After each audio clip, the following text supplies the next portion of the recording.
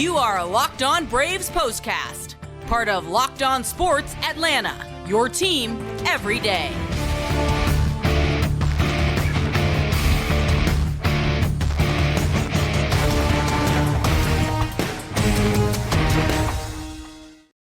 And hello and welcome into the Braves POSTCAST, part of Locked On Sports Atlanta. Grant McAuley, Jake Mastroianni with you after a 4-2 victory for the Braves over the Oakland Athletics that won't go down in the history books as the most important win for this club, but after the 3 days that they spent out by the Bay, 3 days that they would probably like to forget a large portion about, you needed to get at least one win to move on with your road trip and feel at least a little bit better about yourself if you're the Braves. They did that today, 4-2, the final score over the Athletics, and I think we saw some things that were of the more promising variety than the past couple of games as well. We'll talk all about it and get you set for the series against the Diamondbacks coming up this weekend.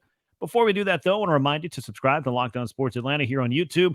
Click the bell to get notified every time we drop a new episode, and make sure you hit the like button, and then tell a friend about the show, as that helps us spread the word about what we're doing here. And make sure you subscribe to Locked On Braves wherever you get your podcast. You'll get every episode of the postcast and all the great stuff Jake has for you all season and really all year long.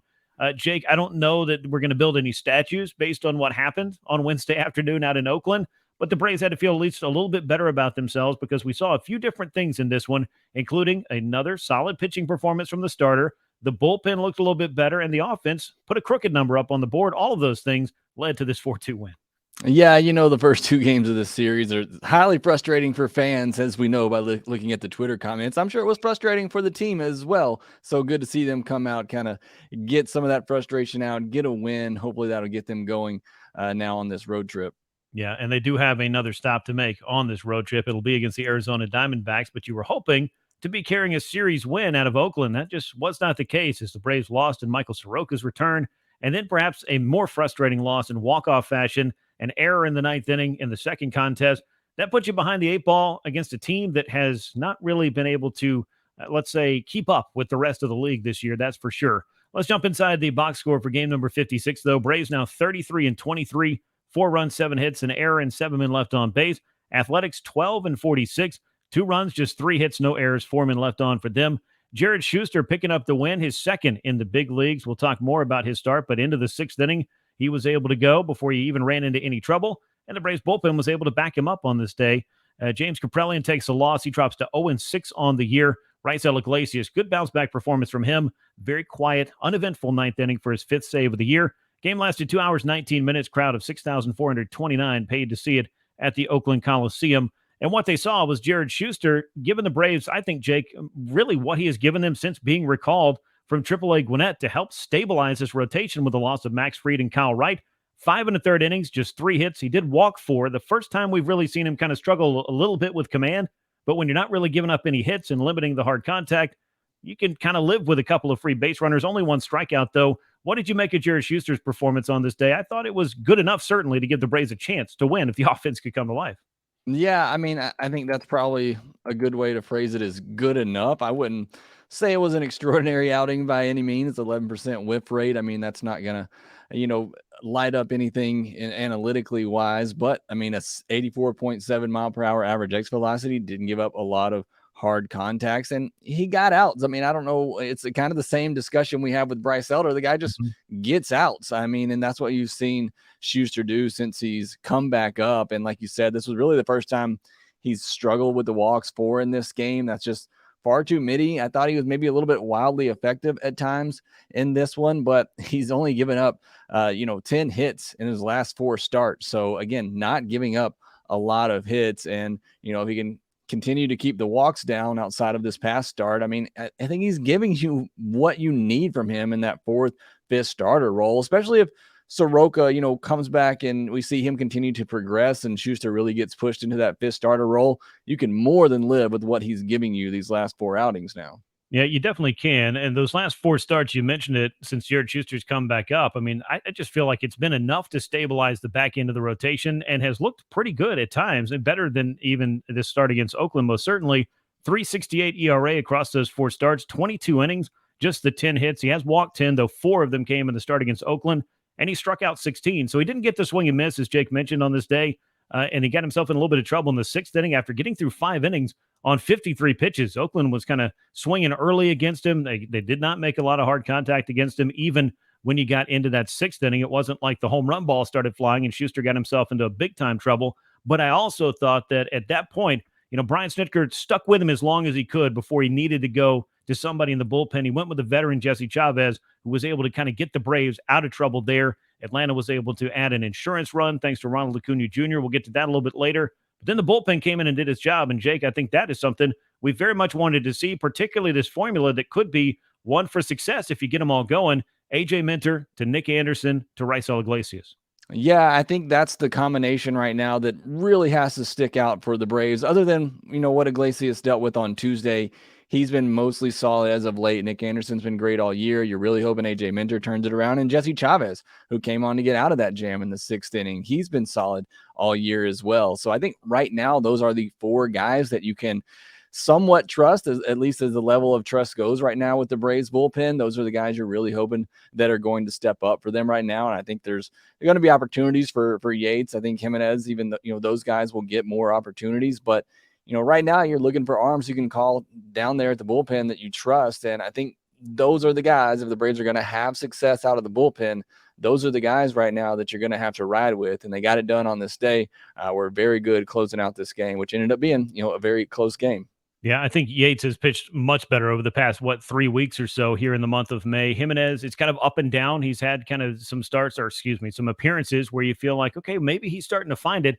Then he might have a bad one in there, throw a clunker in. But I don't want to bury the lead on what could help out this bullpen. But A.J. Smith-Shawver getting called up by the Braves, that's certainly an interesting button to push if you're Alex Anthopoulos, because the rotation seems to be, at least for now, with Michael Soroka back, with Jared Shuster pitching this way, a little bit full, because you've still got Morton Strider and Elder, but I wouldn't rule out A.J. Smith-Shawver, getting a chance to pitch in the rotation at some point this year. But I really like that they're kind of bringing him in, maybe along the lines of what they did with Spencer Strider, where he's just too talented for us to leave him down there in the minors. Let's see if we can find some meaningful innings for him in the big leagues in the bullpen to start with.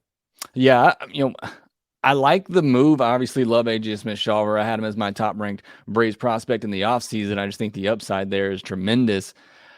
I do love what they're going to try to do to kind of bring him in the bullpen, let him get his feet wet. If he, can continue the success he's had so far this season and continue to keep that walk rate down. He has big strikeout stuff. He has through his entire very long professional career that he's had so far. I mean, I like what he can do in this bullpen and perhaps give them a boost there. I think the Braves were hoping that in one of these games, or at least the last two after he got called up, would be a blowout. Maybe you could bring him in a stress-free situation, but wasn't the case. But I look forward to whenever he does get an opportunity, because again, if he can bring out that big strikeout stuff that he has into the bullpen in 2 or 3 inning stints, that's going to be a huge addition for that Braves bullpen. Yeah, really electric stuff. I got to see him a little bit in spring training as he was in big league camp, but keep in mind, A.J. Smith-Shawver doesn't turn 21 years old until November. So the Braves are giving a very young arm who is making his 4th stop already in the system at the big league level an opportunity to hopefully help them stabilize the bullpen, much in the same way that Jared Shuster and the return of Michael Soroka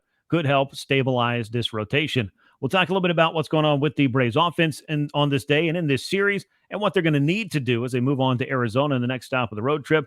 But I have to let you know that this episode of the Braves Postcast is brought to you by FanDuel. And make a fast break to FanDuel during the NBA playoffs, because right now new customers get a no-sweat first bet up to $2,500. That's $2,500 in bonus bets if your first bet doesn't win. Best part about FanDuel, great promotions every day, safe and secure app, and you get paid instantly. And there's no better place to bet all the playoff action than America's #1 sports book.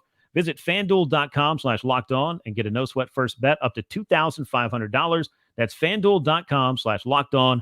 FanDuel is the official sports betting partner of the NBA. The Braves were betting on themselves to score a little bit more than 3 runs that they'd put up in the first 18 innings of the series. They played 4 in this game. Ozzie Albies got it started with, I think, a key 2-run homer in a 3-run inning for the Braves in the 5th. Great to see Ozzie get a big swing in this one, but great to see really anybody put multiple runs across for the Braves in this series. This offense really scuffled against a pitching staff that brought a nearly 7 ERA into this series. So somebody somewhere needed to get it started and help the Braves break out and put a big inning up and support the starting pitching that they've been getting as well.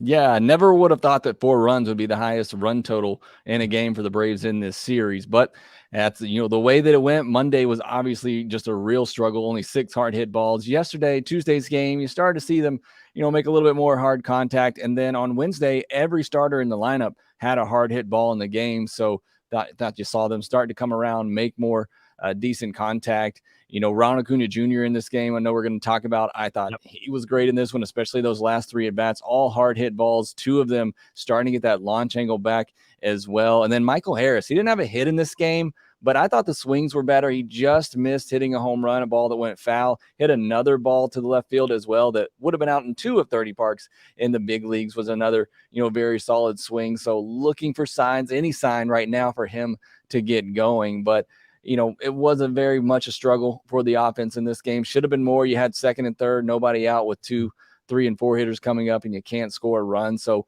there are still some struggles there right now. But again, I thought you saw some better signs out of these last 2 games of them hopefully heating back up after they were really hot on Sunday. Yeah, just getting some fly balls to the outfield, some balls hit to the other side of the infield that can allow you to score a run from third with less than 2 outs would certainly be helpful. I mean, you'll take the productive outs right now, I guess is what I'm saying. It doesn't all have to be home runs. It doesn't all have to be a complete change in hitters' philosophy to where everybody just starts bunting against the shift just to get something going. It doesn't have to be an overcorrection because I think to your point, Jake, and we talk about this a lot on the show, the more hard hit contact from this lineup, the better on most days. But there have been some where it just has not paid off because of a lot of atom balls. Ozzie Albies, though, 1 for 4, the 2-run homer. Orlando Arcia, his double play partner, 3 for 3, a walk and a couple of runs scored. And you mentioned Ronald Acuna Jr., 2 for 5. He stole his 23rd base as well, knocked in a run, and had 3 hard hit balls in his final 3 at-bats after a couple of jam shots his first 2 times up. That is the Acuna swing that I think we've been looking to see and have seen for a lot of this season, but you've wanted to see that launch angle come up. Couple of rockets to center field, 1 a ground rule double. That kind of bit the Braves. That would have easily scored a run. And then the other one just run down by Ruiz in center field. I thought that Ronald, started to show some signs after a very quiet series that maybe another breakout or another hot streak is on the horizon for him as the team rolls into Arizona. Yeah, I know everybody's waiting on the home run barrage to come again. I think these last 3 at-bats are maybe a sign that it's coming, especially go to Arizona, which is a much more hitter-friendly park, that perhaps we'll see him get those home runs going again. But I thought there was very encouraging signs there. And you mentioned not having to change approach. I will say maybe my favorite thing in this game for the Braves was Orlando Arcia's approach, because you got an offense that is struggling, and you see a guy who goes the other way for 3 of his hits and then has a walk, not trying to do too much, just taking the hits the other way and getting on base. I thought this was a great game for Orlando Arcia, who is, like a lot of hitters in this lineup, very much, swinging hard, swinging for the fences just about every time up there. But I thought it was really encouraging that he cut down on that swing a little bit, shot the ball the other way, got 3 hits, and then a big walk late in the game as well. So I thought this was a great game for Orlando Arcia. Yeah, and he continues to make contributions to the Braves at the plate, in the field. I mean, he's just been exactly what Atlanta needed from a stability standpoint at shortstop.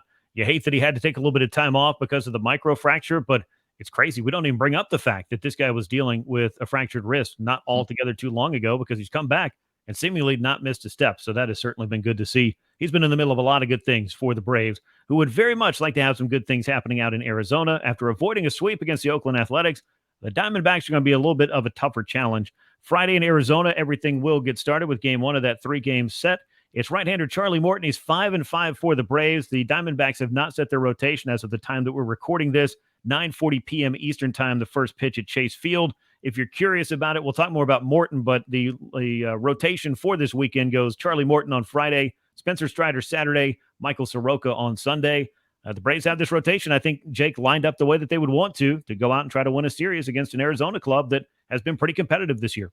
Yeah, I mean, starting pitching hasn't been the issue, but you're right. You got your 2 horses kind of at the top there, and Morton and Strider lined up in this one. And then I can't wait to see Michael Soroka pitch. I know they lost the game the other night, but it was just so fun to see him back out there, and I still was encouraged by what I saw. But yeah, I mean, again, the pitching rotation or the starting rotation really hasn't been a problem for them. So looking forward to that. As you said, a much tougher test out there in Arizona, but really right now the focus is just on these bats. Can they get going? Can some of these guys get hot and we see them start scoring more consistently? It was great to see all the runs they put up on Sunday Night Baseball, but need to see them be a little bit more consistent game to game. Yeah, Arizona has a record very similar to the Braves. Again, this is just as Atlanta has wrapped up its action on Wednesday. Arizona 32-23, just a game behind the Dodgers for first place in the National League West. You don't need me to tell you, if you're chasing down the Dodgers, it's going to be quite a race as far as the divisional battle is concerned. And I believe, if the math works out correctly, they would miss Zach Gallen because I believe he pitched on Tuesday night. So when you do find out who's starting for Arizona, one of the contenders for the National League Cy Young, you're going to miss him altogether. So it's just another one of those things that I think lines up in the Braves' favor. But you got to go out there, pitch well, and you got to go out there and get this offense going. Yeah, no, absolutely. I mean, Zach Gallen, what he's done here lately is, I mean, I think he may be the NL Cy Young front runner, with Strider maybe kind of taking a small step back in May. I still think he's been really good. He's a strikeout leader, obviously, but Zach Gallen certainly up there in the NL Cy Young race. So to be able to avoid him is big for this Braves. And again, especially that offense, which you really want to see get going. So hopefully they can. Hopefully they can get a series win under their belts after struggling there in Oakland and suffering a series loss there to the worst team in baseball. I want to see them bounce back, really get going, get on a hot streak here after which was, a difficult stretch for them in May, which they did have a winning record in May, 15-14, went through one of their toughest stretches schedule-wise, but would love to see them get things going in June, get off to a good start, and hopefully get on a run. Yeah, they very much deserve the off day, I believe is what Brian Snitker said after this game. It's been a long stretch of games in consecutive days, and clearly an off day goes a long way. And if we remember where it was about a year ago this time, the Braves were in Arizona. They suffered a really frustrating loss by anybody's standards. Then all of a sudden they were able to circle the wagons. The arrival of Michael Harris was probably helpful. Spencer Strider jumped into the rotation, and the Braves took off 114 in a row. As I've mentioned on some of the other calls I've done in Atlanta, you don't have to win 14 in a row. It'd certainly be nice, but the Braves would like to get on a roll, get some consistency going, and it happened in Arizona a year ago. Who's to say it can't happen there again? Again, it's right-hander Charlie Morton on the mound for the Braves on Friday night. He's 5-5 on the year, looking to continue what I think has been a solid season for him, get the Braves in the win column. And again, the pitcher has not been determined for the Diamondbacks as of Wednesday afternoon, 9:40 p.m. Eastern time on Friday night. Braves and Diamondbacks get their series started. That'll wrap us up here on the Braves Postcast, part of Locked On Sports Atlanta. Make sure you're subscribed on YouTube. Click the bell to get notified whenever we drop a new episode. Hit that like button and be sure to tell a friend. And make sure you're subscribed to Locked On Braves wherever you get your podcasts. Once again, the Braves with a 4-2 victory over the Oakland Athletics to avoid a sweep. For Jake Mastroianni, I'm Grant McAuley. We will catch you next time on the Braves Postcast. And until then, so long, everyone.